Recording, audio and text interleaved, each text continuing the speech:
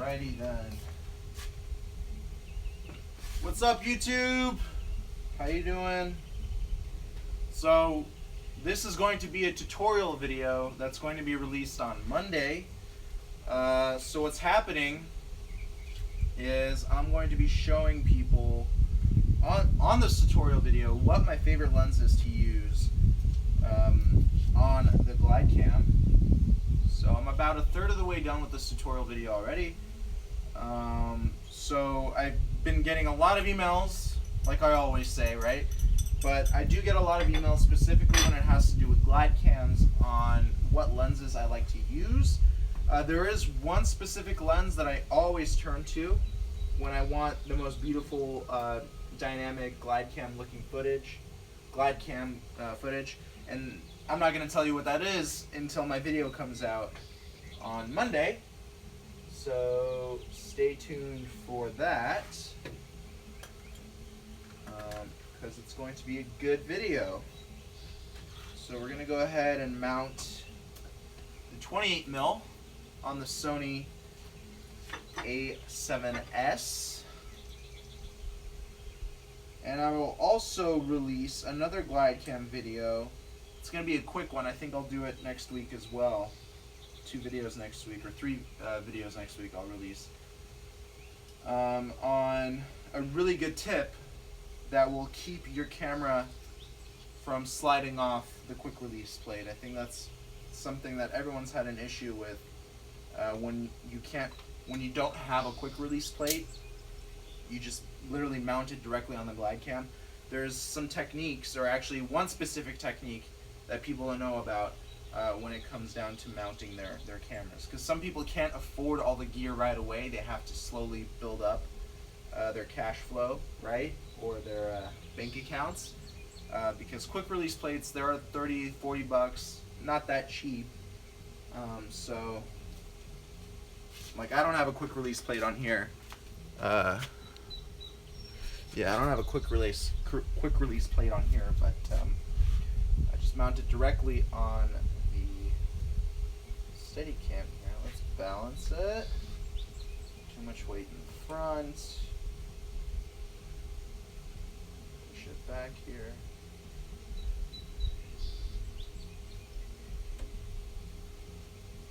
See, I balance these very, very quickly. Almost. And a lot of you have been asking me, like, what glide cam I use, what camera stabilizer I use. This is actually a mix of 2 different stabilizers. The Wieldy and the Lang. I took apart both stabilizers, and I took the best parts from each, and I created my own custom stabilizer, which nobody has. So I'm actually kind of proud of that. But, you know, I get the best results with this setup here. So now we have a balanced glide cam. Let's do a dynamic test. I think we can do slightly better, actually. Let's see here.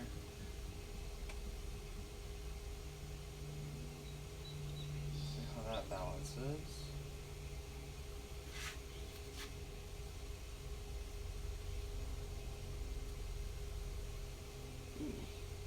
Very nice. See that? No turning or tilting, unwanted turning or tilting. It just stays really stable. That's the kind of result you want when you're dealing with a glide cam. So, check it out. Dynamic movement here. Really stable. See that? Alright, let's get on to shooting the rest of the video here. I can't really see your comments at the moment because my phone is turned towards the other way, and I'm kind of far back, so I can't really see the screen anyway. So, if you have comments, let me see if anyone's commenting right now. No one's commenting right now. Okay, that's fine. But, yeah, go ahead and post some comments. Maybe you guys can help each other out, but here we go with the rest of this tutorial video.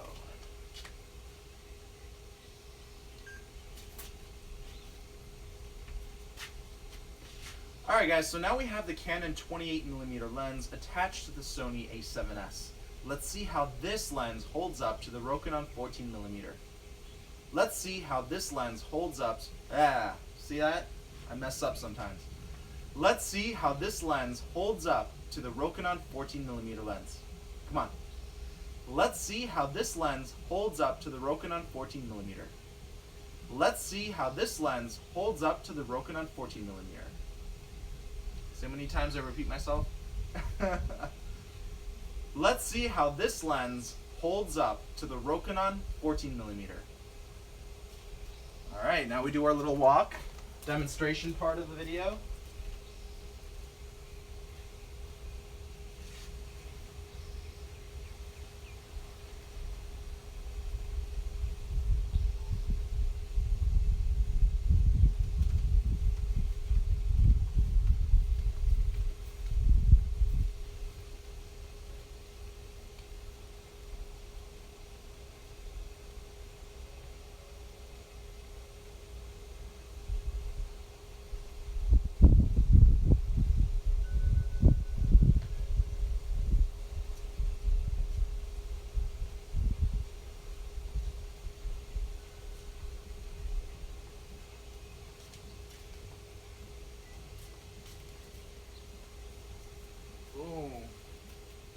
So smooth.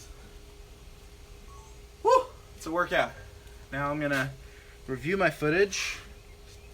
Have a look here. Here's what the footage looks like. So smooth.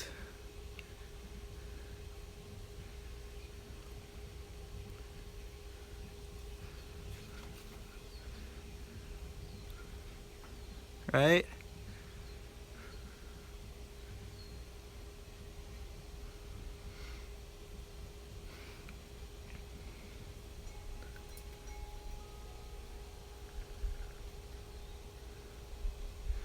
Yeah, I think it looks pretty good for 28mm. I'm going to review it again because I was looking through the iPhone. And then what happens is with these comparison videos, it's always great to obviously review your footage and then talk about it in the camera rather than doing it later. Because maybe you have to retake the shot, maybe it wasn't the shot that you wanted. So I always review the footage.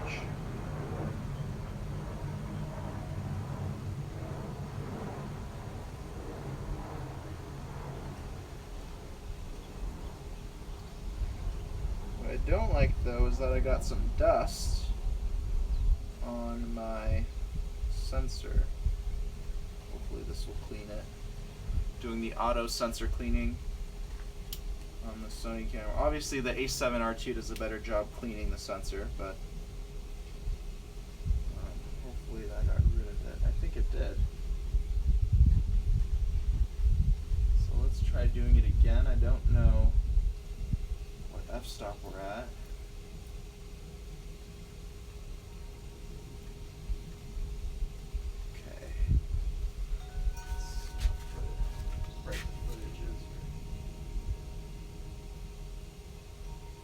Got some dust here, so I might have to take off the lens and yeah,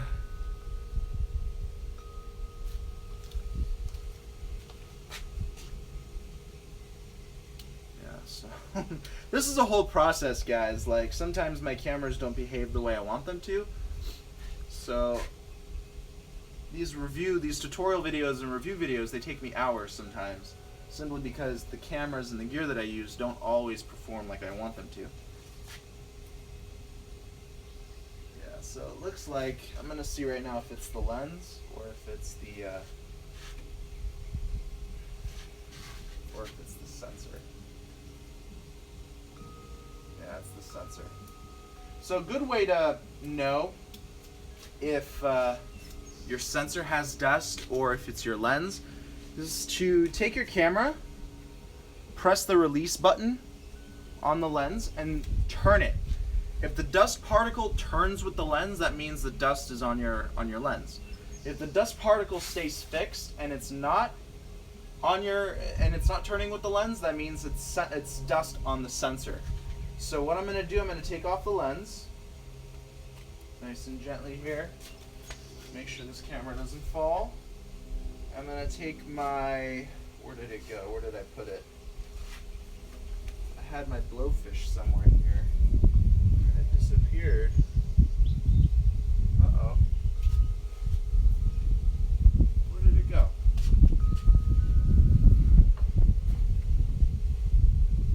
Oh, I see the dust speck. I see it. I just don't know where my blowfish went. This is bizarre, guys. I need my blowfish. Hi. So let me see if I can show you the dust on the lens here. So, no, there's not enough light.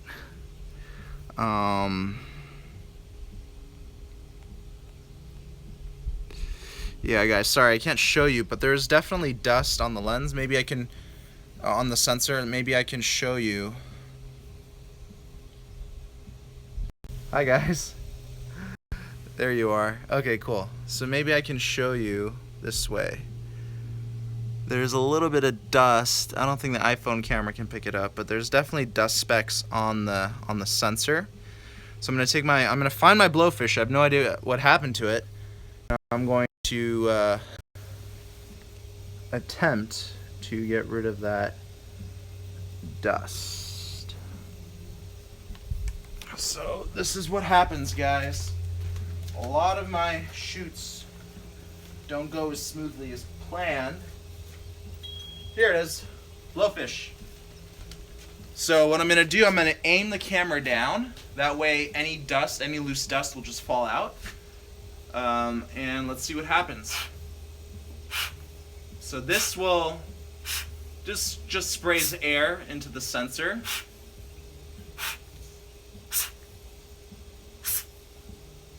And any loose dust should fall out. I'm going to take my lens, I'm going to put it back on.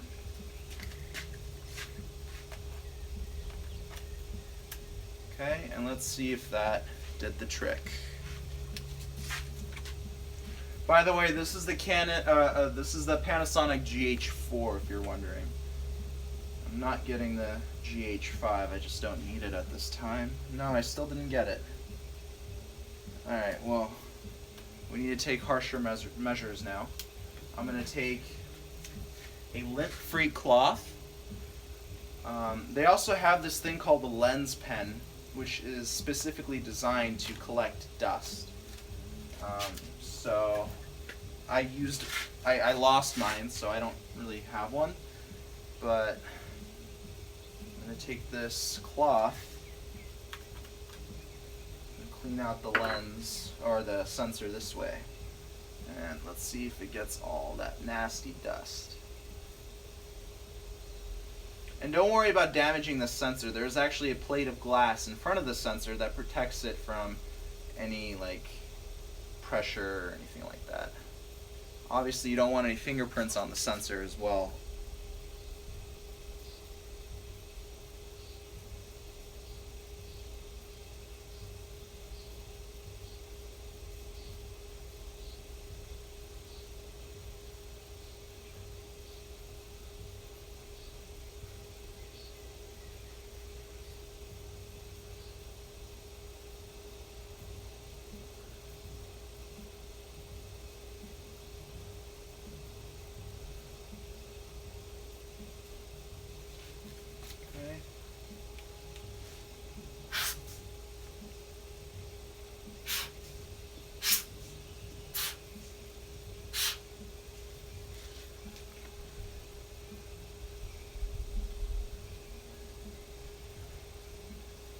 I'm going to put back my adapter here. Take my lens back on. Boom. Any questions you guys are asking? Nothing right now? Okay. Let's see if that solved it.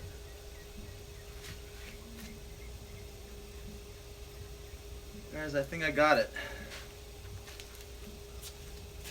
Another good thing to do is to point your lens at something that's very bright or white. Stop down the aperture. So stop it down to about a, let's say a 12 or 11, and you'll be able to see all those little pesky dust particles. You can even stop it down all the way down to 22, and that will actually give you the most accurate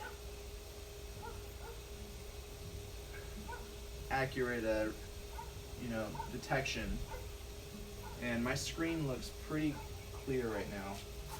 I think I got rid of all that pesky dust. You can always look into the viewfinder as well for more accuracy.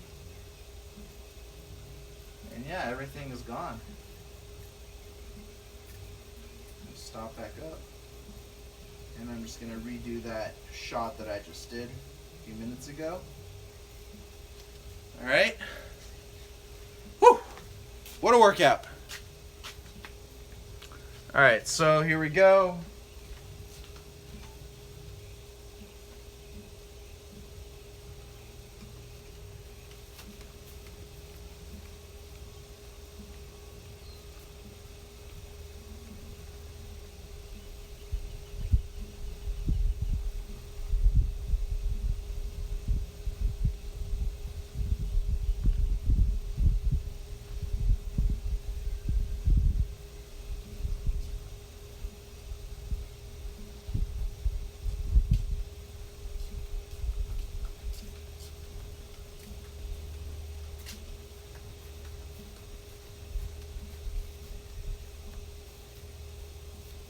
Nice tree shot.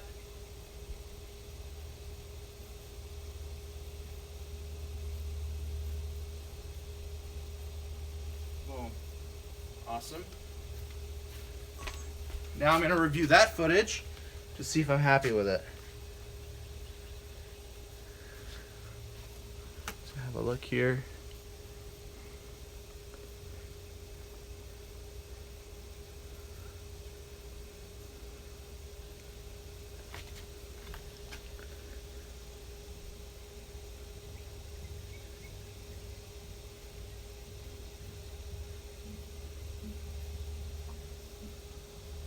Looks pretty clean, huh? Pretty smooth. Pretty happy with that. Awesome. So now that we've reviewed the footage, we're ready to talk about it into the camera. So if you ever want to do these tutorial videos yourself, this is a great way of doing it.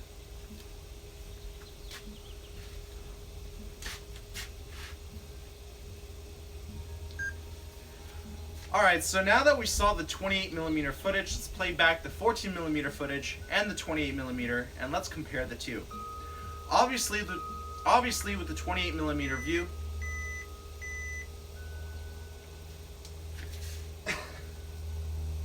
my battery died on my GH4. You just see how many problems just start happening?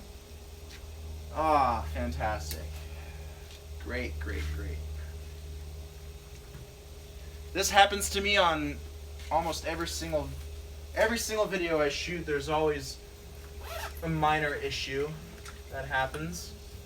Either the memory card is not being read or written to, or the battery just dies on me. This always happens, guys. This is a whole process. You have to be patient. When you're a one-man, I can't even talk. When you're a one-man team, it's tough, you know. That's why eventually I'm going to have a team with me, so I can save some time doing all this stuff.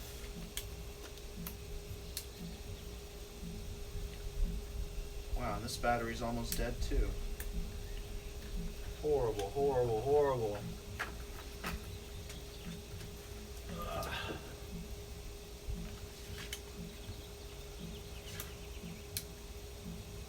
Oh, full battery, thank God. Okay. I have some battery charging to do later tonight. Awesome, okay. Who's laughing at me? Is anyone laughing at me? Because this usually happens all the time. Alright, I'm gonna keep going. There's been times where I forgot to press the record button too. So that happens to me, guys. It really does. Not on a professional shoot, like for my own videos, I always forget to press record. Usually on the audio recorder, not on the video camera. Alright guys, so we took a look at the 28mm lens. Let's play it back together with the 14mm lens. Let's play it back with the 14mm lens. Side by side you can obviously tell that the 14mm lens gets you a wider view, you get more in the picture, and you get more movement. You get more of that glide cam, flying, gliding type footage. With the 28mm, you still get that smoothness, that gliding and flying type footage. However, you get a more narrow field of view. It's still pretty darn good, but I still prefer the 14mm lens. Now let's move up to the 50mm lens.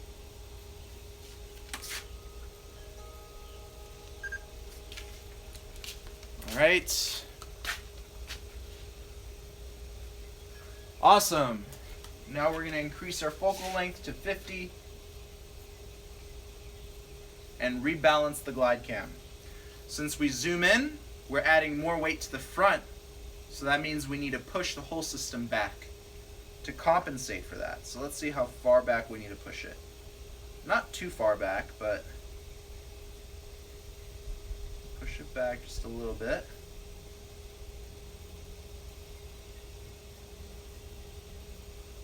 Okay, turn it to adjust it to the right, and I think we're good.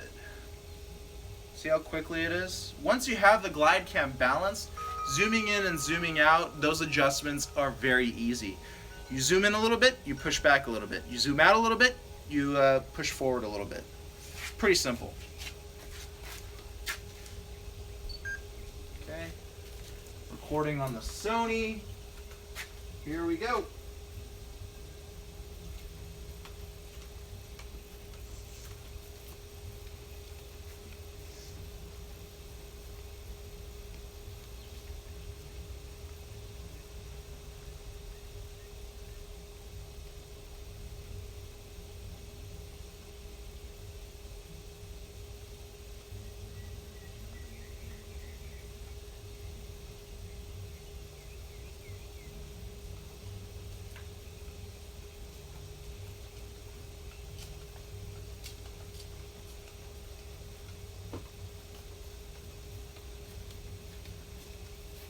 Awesome, cut.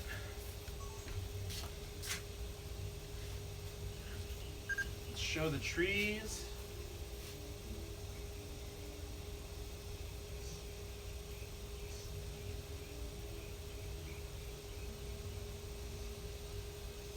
Okay. And let's play back the footage using the 50mm lens. Actually, let's go back to another clip. Here we go. Sony. Here we go. Still pretty smooth. It's not bad at all.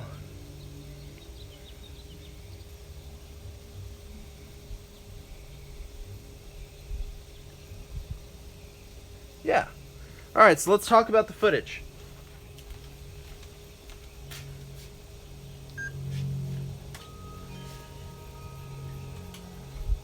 Alright, so now that we took a look at the 50mm lens, let's compare it with the 28mm.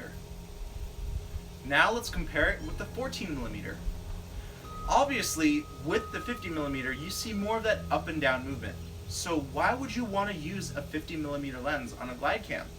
Well, this is specifically meant for what I like to call those tracking shots. Let's say you're shooting a couple talking to each other and they're walking down the street.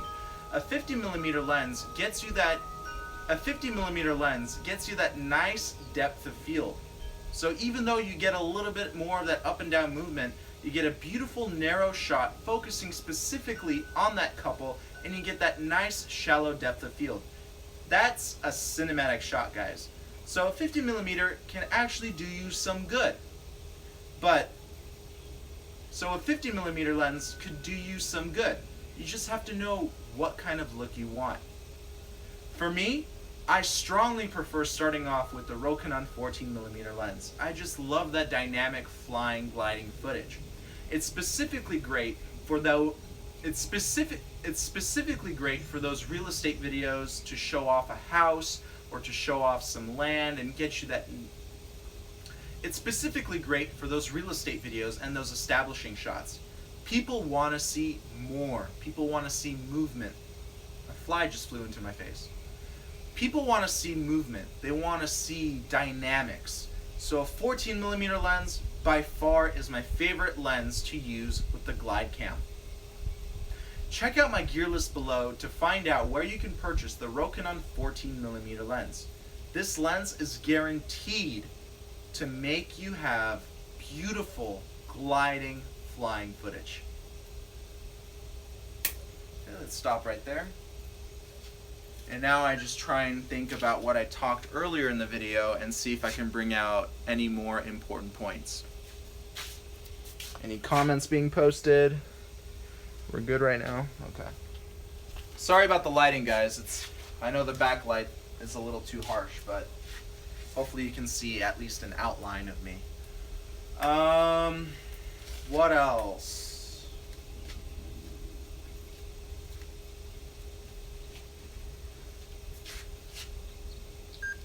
Let's end the video with a recap. Alright guys, so let's conclude with a little bit of a recap. A 14mm lens is great for those establishing... Alright guys, so let's end this video with a recap. The 14mm lens gives you that nice wide looking shot, specifically... Alright guys, so let's end this video with a recap. The 14mm lens gets you that nice dynamic, flowing, gliding, flying footage. It gets you more into the shot. The 28mm lens does a pretty good job, but not as good as the 14mm. But you still get that smoothness and that gliding footage. The 50mm lens is great for those tracking shots of people who are talking to other people, let's say. Scratch that. The 50mm lens is great if you want that shallow depth of field, and if you want your shot to be specifically focused on one subject. Let's say a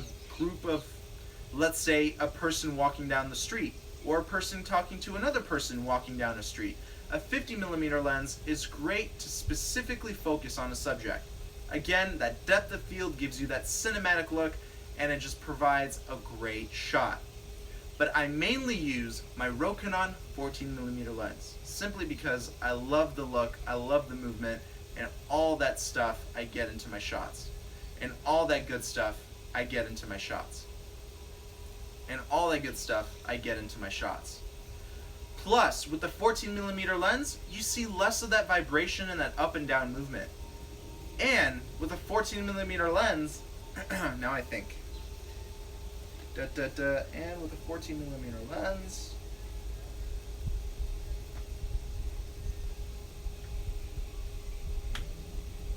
last line of the video, I think. And with a 14mm lens,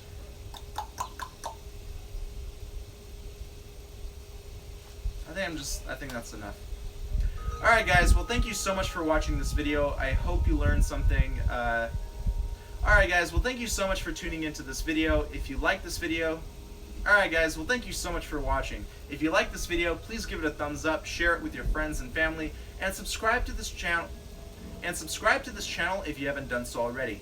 You can also check out my website. You can also check out my free newsletter located on my website. You can also check out my free newsletter where I give away free cinematography and photography tips located on my website at www.capturethemomentum.com. Nose itches. And if you're a company and you'd like me to create review or tutorial videos,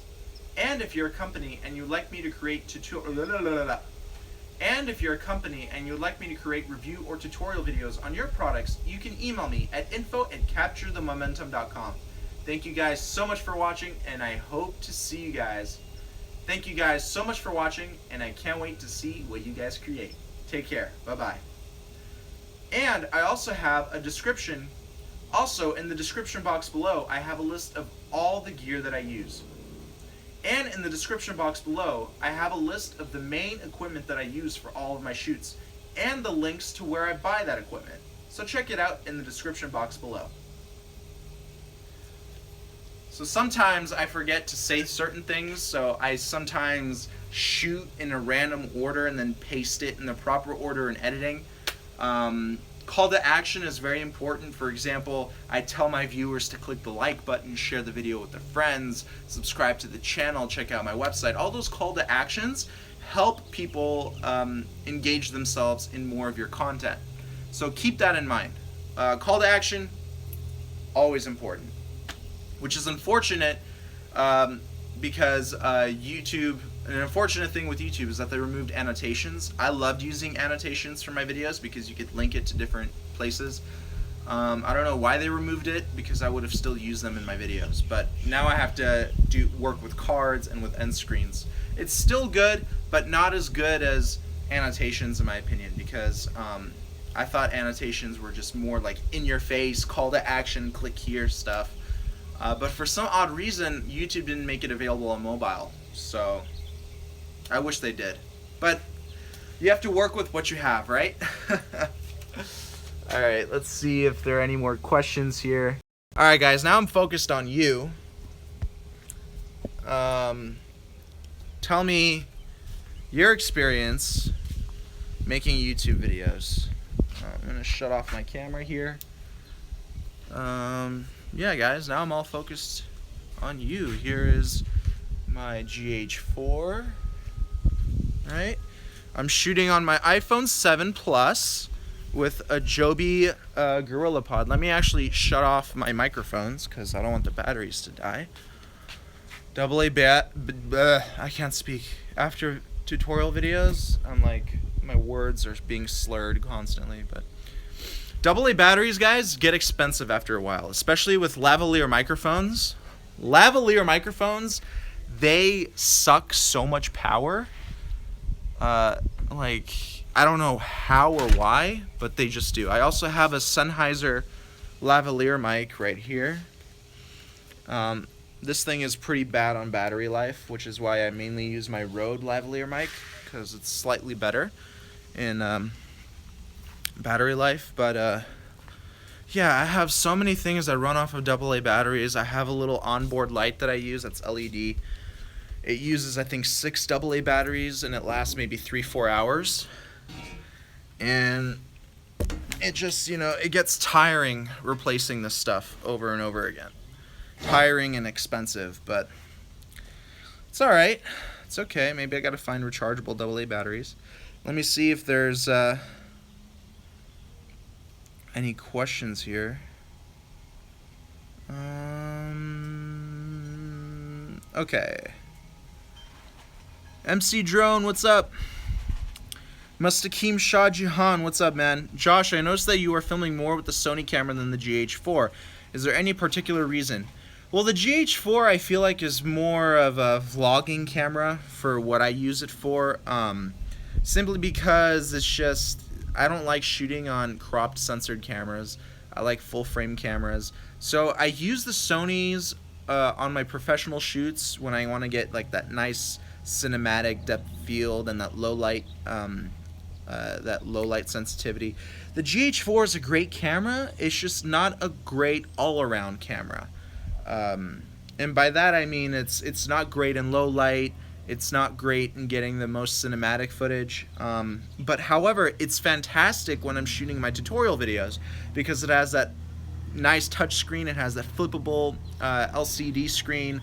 Whenever I shoot a vlog with it, which I haven't done lately, it works really well. I've had some major issues though with the GH4 focusing, which is another reason why I haven't used it on my professional shoots as much as the Sonys. The Sonys never have an issue with focus, but the GH4 for some reason has a slight issue.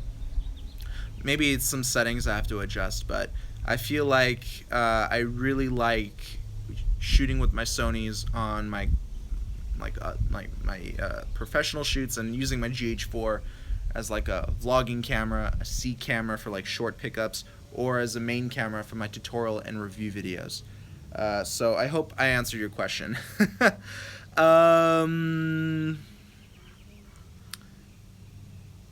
Mustakim says, I started watching your older videos, you know, the ones when you had short hair. They were so good. Thanks, man. I appreciate it. John Najee, what's up, man? How you doing? Sliktography, what's up? He's asking, how long did it take you to get used to talking to the camera? Oh, it took me 5 minutes, maybe? No. I was always comfortable shooting in front of a camera. I would usually look at the LCD instead of the lens. That's what kind of got me off a little bit. Off track, I mean. So that took me a little bit of, practice. But I've always been comfortable in front of the camera. I've been an actor for 15 years. I've been performing in front of people all my life. So I'm not shy, which is a good thing. And I think that works when making tutorial videos. So yeah, honestly, my only issue was focusing on the lens rather than the LCD screen. Selektography is asking, do you mind checking out this drone video I shot and edited? I would love your input. Yeah, man, send it to me. Email it to me. I'll check it out. Jordan Wright Films is asking, what lenses do you use for A7R2? The main lens I use for it right now is the 24-70 Zeiss. I also use my Rokinon 14mm, my Canon 28-135, and those are the main lenses I use with it, and I get pretty good results. But my favorite lens of all time for the A7R2 is that Zeiss 24-70, beautiful lens, and I'm pretty happy with it. Yeah. So yeah. So that's how I shoot my tutorial videos, guys. It's sometimes pretty hectic because my batteries die. Sometimes I forgot to, like my latest review video I shot for Think Tank Photo. I forgot to press record on my audio recorder. So I actually had to review the bag twice on camera. The first time the audio didn't record and I got so mad. The second time, I pressed the record button. But yeah, that's kind of a pain. When you record audio separately, it's sometimes a pain. So it's great to have a team, an audio person, a camera person, a DP, a director, a light person, so a gaffer, I mean. So it's, it's tough doing everything by yourself when you're working with film because you have to get everything so perfect. Someone has to manage, the batteries being fully charged, the memory cards being properly dumped on your computer and stored, and formatting the cards, and then packing everything properly. Like, I have so much equipment, guys, it's tough to keep track of it. Like, I've lost so many things, like lens caps, body caps, HDMI cables, extension cables. I've lost a ton of those things because I just can't keep track of it all. It's really, really tough. So when you own so much equipment, guys, it's not always a good thing because you will start losing stuff. So always keep a checklist. Even though it's going to take you a while to check everything off, it's better to be safe than sorry. I've lost a few $100s worth of equipment because I couldn't keep track of it. I just lost it. So unfortunately, that's how it was. And lately, I haven't lost anything, so I'm happy about that. Another good thing to do is to buy different bags for different equipment. So I have a case for my gimbal, I have a case for my sliding equipment, I have a case for my cameras, a case for my audio gear. So I like to separate my gear into different bags. That way when I pack everything up, my bags are labeled so I know which equipment's supposed to go in which bag. So I'm able to determine if something's missing. Simply because I see what slots are taken and what slots are empty. And by that, I'm able to determine what equipment I'm missing. So yeah, that's a really good determining factor of what gear I have and what gear I don't have in my cases. So maybe that will help you out in the future when you're working on a shoot by yourself. Yeah. Any more questions, guys? We're going on for 40 minutes. This is a good live stream. It's a beautiful Saturday. I mean, look at this view. The clouds are beautiful. I mean, isn't that fantastic? I think I'm going to take out the Mavic and go for a little flight. Yeah, I think I haven't stretched out the Mavic's wings in a while, so maybe I'm going to take out the Mavic for a little bit. This is just beautiful weather, guys. Like the clouds, and it's fantastic. John G is asking, where is this location? This is Los Angeles. I am in Los Angeles. And this is, we have the hills here. Yeah. So John is asking if I have updated to the latest firmware. I believe so. I only had to log into the DJI Go app once. So yeah, I haven't had any issues with the latest firmware. So I don't know why people are complaining so much about it. They actually made the firmware safer than before, so you can't fly without the app. Otherwise, the drone will be limited to, I think, 30 meters, which is about 100 feet. So, I mean, DJI is doing the right thing when it comes to safe flying. Yeah. But yeah, I think no problems with the Mavic here. So yeah. Any more questions, guys? Thank you for watching. I usually don't do live streams on Saturday, but today I felt like I wanted to, so yeah.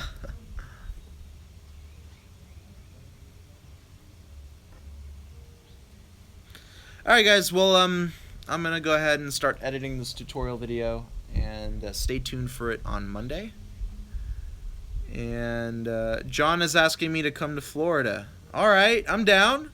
I've been to Florida twice or 3 times already. I've been to Miami. I loved it there. It's a little humid, but I liked it. Miami is fun. Come to Phoenix, Arizona. Ooh, I haven't been to Arizona yet. John says he's in Daytona Beach. I was in Daytona Beach. I think I stayed in a hotel there. But yeah, Phoenix. How hot is it in Arizona right now? It must be pretty hot right now, huh? John says that I'm welcome to crash at his place. Alright, cool. Thanks, man. I appreciate it. I'll let you know when I come out to Florida. That'd be fun. I'm thinking about taking a cruise in August to the Caribbean, and I think you have to fly to Florida to board a cruise there. So maybe I'll stop by and say hi. Damn, look at that. It's 100 degrees in Phoenix, Arizona right now. You know how hot it is here in Cali? In LA specifically, it's about 72. But we're going to get up to about 100 or so next week. So, yeah. It's pretty nice. It's a nice day. Not too cold, not too warm. But definitely not swimming weather. Like, I have a pool here, and I don't swim in it because it's cold. So, I mean, look at these clouds. There's no way these clouds are real. It looks like a backdrop. Isn't this crazy, guys? Oh. Oh, man, my neck. Toy Story clouds, yeah. Yeah. Alright guys, well I'm off. Thank you guys for tuning in. Stay tuned for my tutorial video on Monday. I'm releasing it at 5 a.m. Pacific Standard Time. And to all my subscribers, I love you all. Thank you so much for watching. Feel free to give me a super chat. Donation to the channel always helps.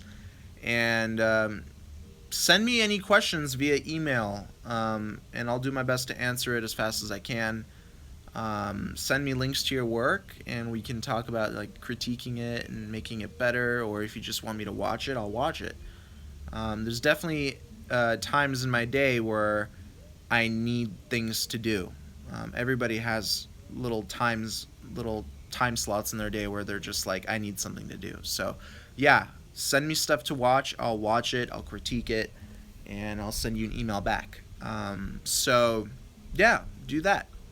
All right, guys. Well, thank you so much. Again, you can throw me a super chat. Donation to the channel always helps. And I'll see you Monday when you watch my tutorial video. All right, guys. Take care. Bye-bye.